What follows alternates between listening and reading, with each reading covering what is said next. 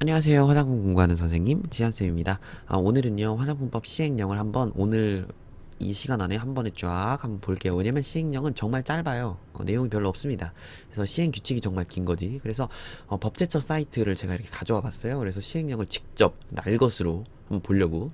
그래서 여러분들도 이렇게 법을 직접 보실 수 있는 훈련을 하셔야 돼요. 그래서 제1조 항상 법의 1조는 목적이에요. 그래서 이것을 만든 목적은 뭐 이러하다. 이거는 시험 안 나오니까 그냥 넘어갈게요. 여기 띄어쓰기도 안 돼 있네. 이게 법제처가 그러니까 법이 띄어쓰기도 안 돼 있고 오타도 또 많더라고 생각보다. 그래서 좀 저도 법 공부하면서 좀 실망을 많이 했어요. 예, 제 2조 보면 영업자의 영업의 세부 종류와 범위입니다. 그래서 화장품법 제 2조의 2, 제 1항에 따른 화장품 영업의 세부 종류와 범위는 다음과 같다. 제가 말씀드렸죠. 화장품 영업은요, 세 종류밖에 안 돼요. 많지 않아요. 화장품과 관련된 법으로 정하는 영업은 첫 번째 화장품 제조업, 두 번째 화장품 책임 판매업, 세 번째 맞춤 화장품 판매업. 그걸 이제 세분화하겠다는 거죠. 화장품 제조업은 화장품 만드는 거고요. 화장품 책임 판매업은 화장품을 책임져서 판매하는 거고요. 맞춤 화장품 판매업은 여러분들이 지금 준비하고 계신 거고요. 자, 화장품 제조업이라 이건 무엇이냐? 이건 화장품을 만드는 건데요. 어떻게 만드는 거냐면 내가 직접 만드는 거가 있고요. 화장품 제조를 위탁받아서 제조하는 영업. 그래서 첫 번째는 여러분들이 생각하는 만든다. 화장품 제조업자 하면 여러분들이 생각하는 제조업자는 첫 번째 건 거죠. 내가 A라는 화장품을 만들어서 시중에 팔겠어. 그럼 나는 A라는 화장품을 직접 만드는 거죠. 그러면 이제 제조업자가 되는 거고요. 근데 그 사람은 내가 직접 만들어서 팔겠어라고 했죠. 직접 만들어서, 그래서 만들어서는 제조업, 그리고 팔겠어는 책임 판매업. 그럼 그런 사람은 어떻게 해야 돼요? 화장품 제조업에 가유형으로 등록을 하고 나서 화장품 책임 판매업에 가유형으로 또 등록을 해야 되겠죠. 무슨 말인지 알겠죠? 그럼 그 사람은 뭐예요? 제조업자이자 책임 판매업자. 난 만들어서 팔겠어. 이런 사람들은 가인 거고요. 나는 뭐냐면 나는 그냥 내가 직접 만들되 내가 팔진 않겠어. 대신에 다른 사람들이 부탁하면 만들어주는 역할만 할 거야. 이겁니다. 그러니까 부탁받아서 만드는 역할. 그래서 화장품 제조를 위탁받아 제조하는 영업. 즉, 이건 무슨 소리냐?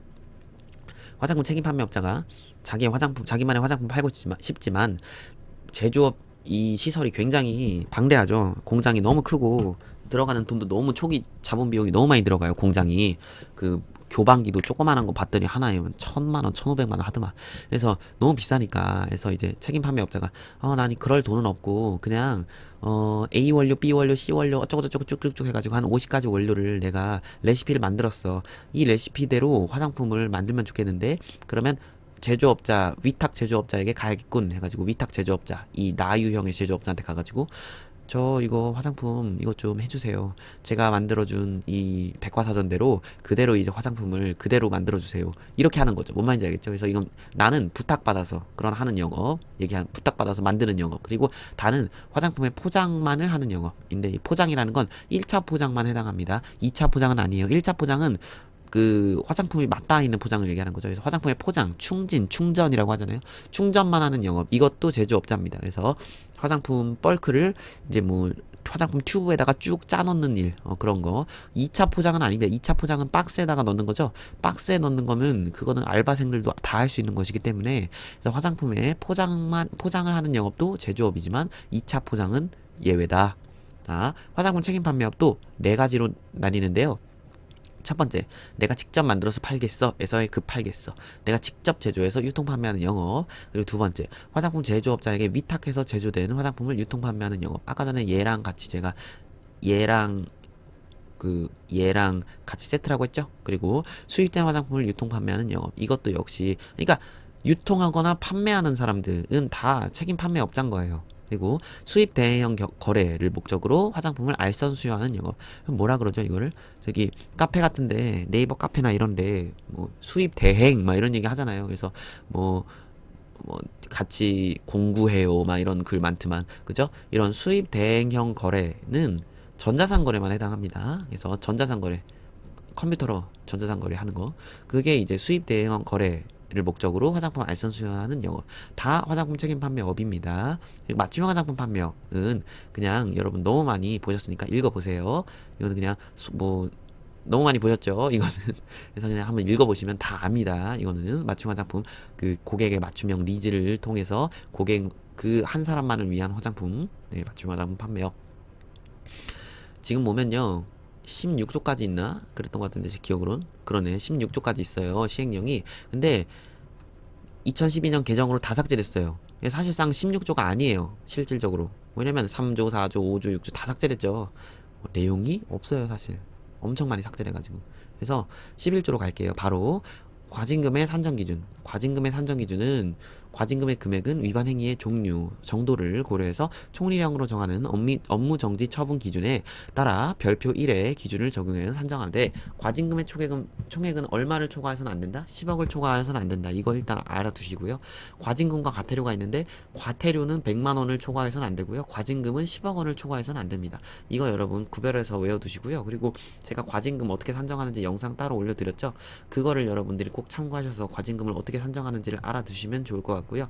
업무정지 처분 기준은 어디로 정한다고 했어요? 제가 시행 규칙, 그러니까 총리령으로 정한다고 했잖아요. 업무정지 처분 기준. 근데 그거에 따라서 업무정지 처분, 행정처분 받은 것을 바탕으로 저 돈으로 때울래요 할 때 하는 게 뭐다? 과징금이다 라고 했었어요. 그래서 과징금의 그 금액은 저기 연 매출에 따라서 다르다라고 했었어요. 그죠? 1년에 3천만 원 버는 사람하고 1년에 10억 원 버는 사람하고 과징금의 금액이 같으면 그건 형평성에 어긋나죠. 그래서 과징금의 금액이 이렇게 다 다릅니다. 이런 거 제가 산정하는 영상 있습니다. 제가 그 암기 비법 거기에 넣어놨어요. 그거 꼭 보셔야 됩니다, 여러분. 넘어갈게요. 과징금의 부과, 징수 절차. 이거는 식품의약품안전처장이 과징금을 부과하려면, 물론 이 과징금은 이제 지방식품의약품안전청장이 부과를 많이 하죠. 그래서 서면으로 통지해야 된다. 그래서 과징금과 관련된 건 다 서면으로 해야 된다.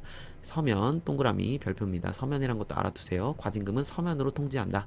그리고 과징금의 납부 기한의 연기 및 분할 납부. 과징금이 너무 비싸면 분할할 수도 있고요, 납부할 수도 있는데, 근데 그게 네 가지 요건이 충족이 돼야 돼요. 그래서 과징금을 부과받은 자가 내야 될 과징금의 금액이 일단 100만 원 이상이고, 그리고 다음에 어느 거에 해당하는 경우에는 납부 기간을 연기하거나 분할 납부할 수 있다라는 거죠. 그리고 필요하다고 인정할 경우에, 꼭 그런 건 아니지만 필요하다고 인정할 경우에만 이런 사람들에게 담보를 요구를 할 수 있습니다. 그래서 자연재해 때문에 재산의 현저히 손실을 입은 경우, 그리고 사업 여건의 악화로 사업이 중대한 위기가 있는 경우, 과징금을 한꺼번에 내면 자금 사정에 현저한 어려움이 예상되는 경우, 그리고 그 밖에 이제 식약처장이 인정하는 경우, 이 네 가지 경우에 한해서, 그러니까 결국 다 되는 거예요. 다 돼요. 내가 돈 내기 힘들어요, 그렇게 얘기하면 다 해준다는 거거든요. 이럴 때 납부 기간을 연기를 해주거나 분할 납부하게 할 수 있다. 대신에 몇만 원 이상, 100만 원 이상인 과징금에 한해서라는 거고요. 그리고 필요한 경우에만 담보를 제공하게 할 수 있습니다. 꼭 담보를 한다. OX? 아닙니다. 담보는 필요하다고 인정하는 경우. 그리고 과징금 납부 의무자가 제1항에 따라 과징금 납부 기한의 연기를 받거나 분할 납부를 하는 경우에는 납부 기한의 10일 전까지 신청을 해야 합니다. 그래서 그런 사유를 증명하는 서류를 첨부해서 신청을 따로 해야 됩니다. 10일 전까지, 10일, 납부 기한의 10일 전까지는 해야 된다. 그리고 과징금의 납부 기한을 연기하려는 경우에는 그 기한의 납부 기한의 다음 날부터 1년 이내로 연기를 해준다. 그러니까 플러스 1년이라는 거죠. 그리고 과징금을 분할 납부하게 하려는 경우 각 분할된 납부 간의 간격은 4개월 이내로 하고, 그러니까 분할 납부하는 경우에는 그 텀을 4개월 이내로 한다는 거예요. 그리고 분할 납부의 횟수는 3회 이내로 한다. 4개월 이내, 3회 이내, 4개월, 3회. 이렇게 앞글자만 따서 외우세요. 그리고 식약처장은 납부 기한이 연기되거나 분할 납부하기로 결정된 이런 사람이 다음 어느 거에 하나에 해당되면 취소하고 과징금도 한꺼번에 내라라고 할 수 있다. 뭐냐면 분할 납부하기로 결정된 과징금을 납부 기한까지 내지 않은 경우, 그리고 담보 변경이나 그 밖에 담보 보전에 필요한 조치 사항을 이행하지 않은 경우, 그리고 강제 집행, 경매의 개시, 파산 선고, 법인의 해산 또는 국세나 지방세의 체납 처분을 받은 경우. 그러니까 이건 이미 신뢰가 떨어진 거죠, 이 사람에 대한. 그래서 과징금의 전부 또는 자녀분을 징수할 수 없다라고 인정되는 경우. 그리고 뭐 제1항 각호에 따른 사유가 해소됐어요. 예를 들면 이거죠. 이런 재산의 손실이 괜찮아지거나 사업의 위기가 좀 다시 괜찮아지거나 자금 사정이 좋아지거나 뭐 이런 경우, 이러한 경우라면 과징금을 함께 납부할 수 있다고 판단해서 한꺼번에 내라라고도 할 수 있다라는 거죠. 이런 부분은 세세하게 다 외우실 필요는 없지만 한번 한 5번은 봐야 돼요. 그래도 그냥 눈으로라도 익혀두시기를 바랍니다. 그리고 과징금 미납자에 대한 처분. 그래서 행정처분을 받았어요. 그걸 나 돈으로 낼래요? 과징금으로 낼래요? 해가지고 서면으로 받았어요. 너 과징금으로 얼마까지 내라. 근데 저 10일 전까지 제가 이거 분할납부 신청할게요. 그래서 분할납부까지 했어요. 분할납부를 하다가 만약에 이 사람이 분할납부를 안 했어요. 그럼 한꺼번에 내라라고 말을 하겠죠. 과징금을 한꺼번에 내. 근데 그것마저 안 냈어요. 그러니까 시각처장은 이 과징금 납부 의무자가 납부 기한 까지 과징금을 내지 않는다면 납부 기한이 지난 후 15일 이내에 독촉장을 발급해야 됩니다. 15일입니다. 15일 이내에 독촉장을 발급을 했어요. 그리고 이 경우에 납부 기한은 독촉장을 발급하는 날로부터 10일 이내입니다. 15, 10 이런 거 다 뭐가 10이고 뭐가 15고 이런 거 여러분 꼭 암기하세요. 식약처장은 과징금 납부 의무자가 제1항에 따른 독촉장을 받고도 납부 기한까지 과징금을 내지 않으면 과징금 부과 처분을 취소하고 영업정지 처분을 해야 되죠. 처음에 행정처분 받았어요. 그거 돈으로 내려고 해서 과징금을 했는데 과징금을 안 내. 그럼 어떻게 해야 돼요? 너 그거 다시 행정처분으로 받아. 이 얘기인 거죠. 다만 국세 체납 여부 처분의 예에 따라 징수해야 한다. 이건 뭐냐면 법 제28조의 4항 뭡니까? 이건 거죠.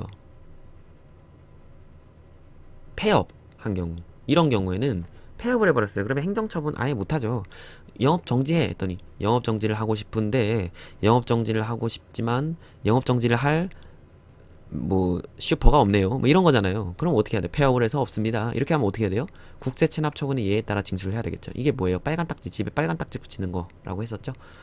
과징금 부과 처분을 취소하고 영업정지 처분을 하려면 처분 대상자에게 서면으로 그 내용을 통지하되 자 돈과 관련된 사항은 다 서면입니다. 서류 서면으로 줘야 됩니다.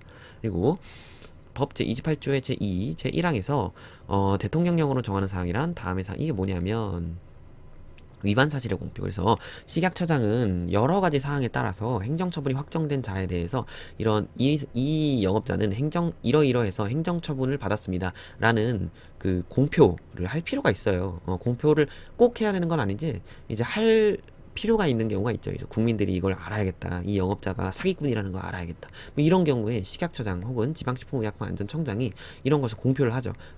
근데 그 공표하는 사항이 뭐냐? 처분 사유. 이 영업자는 이러한 행동을 해서 이런 행정처분을 받았습니다. 처분 내용. 그래서 이러한 처분 영업금지 몇 개월을 받았습니다. 이거고 처분 대상자의 명칭. 뭐 땡땡 코스메틱 주소 대표자 성명 뭐 홍길동 뭐 해당 품목의 명칭 및 제조번호 뭐 이러이러한 것이 위반이 되었습니다. 이 화장품은 뭐 쫀쫀 뭐 탱탱 뭐 어쩌고 저쩌고 크림 요즘 뭐 그런 거 많잖아요. 제조번호는 로트 10 어쩌고 저쩌고 다시 면 뭐 이런 거 해가지고 뭐 이런 거에 대한 공표는 식약처의 인터넷 홈페이지에 게재하는 방법으로 하는 겁니다. 인터넷 홈페이지에 위반 사실을 공표한다라는 거 아시고요. 권한의 위임은 이거는 여러분 이거를요 너무 여러분들이 지금은 안 해오셔요. 그런데 시험에 촉박해지니까 뭐가 중요하고 뭐가 안 중요한지를 모르셔가지고 여러분들께서 이거를 외워야 된다 뭐 이렇게 생각하시는 분들이 있어가지고 막 저한테 지한쌤 이거 좀 쉽게 외우는 방법 좀 알려주세요 하는데 외우지 마세요. 이거는 외울 필요가 없어요. 이게 뭐냐면 식약처장이 지방식품의약품안전청장에게 위임한 그런 내용이거든요. 그럼 이거에 대한 건 식약처장이 권한이 없을까요? 아니에요. 식약처장도 할 수 있어요. 이거를. 이런 것들 뭐 보고 명령, 출입, 검사, 질문, 수거, 공표 명령, 뭐 공표, 과징금 부과, 징수, 청문 다 할 수 있습니다. 식약처장도 다 할 수 있는데 근데 이 권한을 복사 붙여넣기 한 거예요. 지방식품의약품안전청장도 이걸 할 수 있다. 무슨 소리예요? 얘네들은 한통속. 그러니까 지방식품 이런 문제는 안 나온다는 거예요. 지방식품의약품안전청장의 뭐 식약처장이 지방식품의약품안전청장에게 위임한 저기 뭐 그런 테스크가 아닌 것은 이런 거 안 나와요, 여러분 시험 문제. 왜냐면 얘가 할 수 있는 건 얘도 할 수 있고 얘가 할 수 있는 건 대신에 얘가 할 수 있는 모든 건 얘가 할 수 있다. 그건 아니지만 이 친구가 할 수 있는 건 이 친구도 거의 99%다 할 수 있다고 생각하시면 되거든요. 그래서 이거 다 외우지 마세요. 그러니까 여러 가지 것들을 다 식품의약품안전처장이 지방식품의약품안전청장에게 위임했구나. 이 정도만 알아두시면 됩니다. 민감정보 및 고유식별정보의 처리. 이건 뭐냐면요. 민감정보나 고유식별정보를 원래는 법적으로 처리하면 안 돼요. 개인정보는 처리할 수 있지만 그 와중에 이제 민감정보나 고유식별정보는 개인정보보호법에 따르면 처리할 수 없습니다. 그 누구도 처리할 수 없습니다만 우리는 회원가입할 때 뭔가 좀 민감정보와 고유식별정보를 준 것 같은 느낌적인 느낌. 그 이유는 뭐냐면 민감 정보나 구요식별 정보를 처리할 수 있는 예외적인 사항이 있어요. 법으로 정하는 경우. 그래서 지금 법으로 정한 거죠. 화장품법 시행령이라는 법으로 지금 정한 거예요. 그래서 이러한 경우, 이러할 때는 얘네들을 처리할 수 있다. 이건 그냥 이것도 한 번씩 읽어보세요. 제조업 또는 책판업의 등록, 변경 등록, 이건 그냥 읽으면 다 알아요. 왜냐면 이런 경우에 딱 봐도, 아, 이런 경우엔 당연히 고유식별 정보나 뭐 이런 거를 당연히 줘야 될 것 같아. 뭐 이런 느낌이죠. 당연히 등록할 때, 당연히 변경 등록할 때, 조제관리사 자격시험 할 때, 여러분 주민등록번호 치고 회원가입 하신 거잖아요. 그죠? 맞춤 화장품 판매업의 신고, 변경 신고, 당연한 거고, 기능성 화장품 심사할 때, 폐업 신고할 때, 보고 검사할 때, 시정 명령 할 때, 이 특히 명령 할 때는 무조건 고유식별 정보를 처리를 해야 되겠죠. 왜냐면 홍길동이라는 사람이 이 세상에 정말 많은데 그 사람의 주민등록번호나 이런 고유식별 정보가 없다면 다른 홍길동한테 시정 명령을 내릴 수도 있죠. 그럼 안 되죠. 그렇게 이런 청문 이런 거 중요한 거 할 때, 과징금 부과할 때, 돈 부과할 때, 그리고 등록필증 재교부할 때 중요한 거죠. 등록과 관련된 거 신고, 자격시험, 심사, 뭐 신고, 회수 폐기, 명령 이런 말, 청문 이런 키워드만 외우세요. 이런 것만 있으면 민감 정보 및 고유식별 정보 처리할 수 있다. 이렇게까지만 아시고요. 과태료의 부과 기준은 다음과 같다. 그래서 과태료를 어떻게 부과하는가에 대한 건데요. 과태료는요. 이렇게 정해져 있어요. 이렇게 심사를 받지 않았거나 생산 실적 또는 수입 실적이나 화장품의 원료 목록을 보고하지 않은 경우에는 50만 원, 막 이런 식으로 다 정해져 있습니다. 그런데 이거는 여러분들이 따로 그냥 외우셔야 되는 부분이고, 이게 그리고 곧 있으면 개정이 될 것 같아요. 또 올해 말이나 내년 초에 개정이 될 것 같습니다. 이게 화장품 법이 바뀌었는데, 화장품 법이 바뀌면 화장품 법을 받드는 시행령과 시행 규칙이 바뀌어야 돼요. 그런데 지금 화장품 법이 바뀌었는데 시행령과 시행 규칙이 안 바뀌었어요. 아직 버전이 달라. 그래서 패치가 안 되는 거죠. 서로 상호. 그래서 버전이 달라서 위에 버전이 2.0인데 밑에 버전이 1.5예요. 그래서 지금 안 맞아요. 이 과태료. 그래서 일단은 외우시고요. 일단 이게 뭐 했을 때 100만 원, 뭐 했을 때 50만 원. 여러분 이거는 다 외워야 되는 건데요. 여기에 이제 플러스 뭐가 더 들어올 거예요. 예를 들면 맞춤형 화장품 판매업의 시설 기준을 제대로 안 갖춘 경우 뭐 이런 게 더 여기 과태료의 부과 기준에 추가가 될 거라고 예정이 되어 있거든요. 근데 그게 언젠지 안 나와요. 그래서 지금 백과사전 이 책도 아직 못 나오고 있는 건데, 이게 리뉴얼 되면 이게 시행령이 이제 추가적으로 이렇게 리뉴얼이 되면 그때 또 다시 제가 바뀐 시행령 업그레이드 2.0 업그레이드된 시행령을 제가 또 그때 또 다시 강의를 하겠습니다. 오늘 시행령 한번 쫙 알아봤고요. 오늘 수업은 여기까지 하겠습니다. 감사합니다.